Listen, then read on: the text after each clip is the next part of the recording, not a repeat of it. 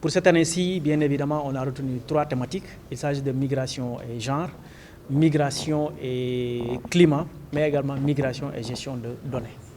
Voilà, c'est ce qui a été retenu. Et maintenant, pour les récompenses, on a l'habitude de donner du matériel, mais cette année-ci, pour accompagner en tout cas les journalistes à faire des reportages de terrain, on a voulu innover en les remettant donc des enveloppes. Ce qui fait que chaque journaliste aura, en tout cas pour les lauréats, ils auront donc des enveloppes de 500 €, l'équivalent d'environ 350 000. Et pour celui qui va remporter donc le prix Ndaté, il aura donc une enveloppe donc de 1 000 €. Voilà, c'est ça donc les innovations de cette année-ci. Voilà. Et je dois préciser que c'est un prix qu'on a l'habitude de décerner les 18 décembre qui commémore la journée internationale du migrant.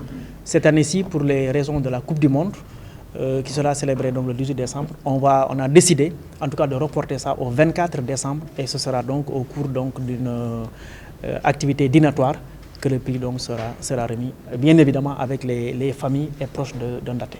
Si on rend hommage à Ndaté à travers un grand prix dédié à son nom, je pense qu'on lui a juste rendu ce qu'il mérite.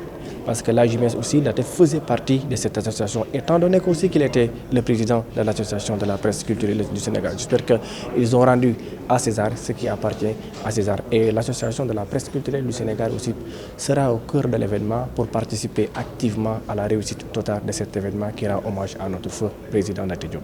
C'est une initiative qui rentre dans le cadre peut-être de la sensibilisation, de la prévention, de l'immigration irrégulière.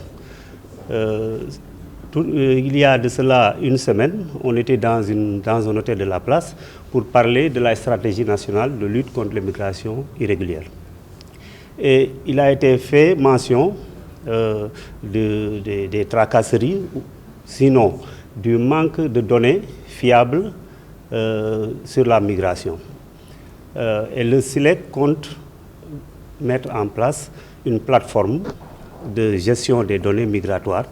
Et peut-être, comme c'est l'une des thématiques abordées pour cette 3e édition du concours du meilleur reportage sur la migration, je crois bien que les journalistes doivent accueillir cela très positivement, puisque ça va régler un des problèmes majeur dans le traitement de l'information migratoire, à savoir la disponibilité des données sur la migration.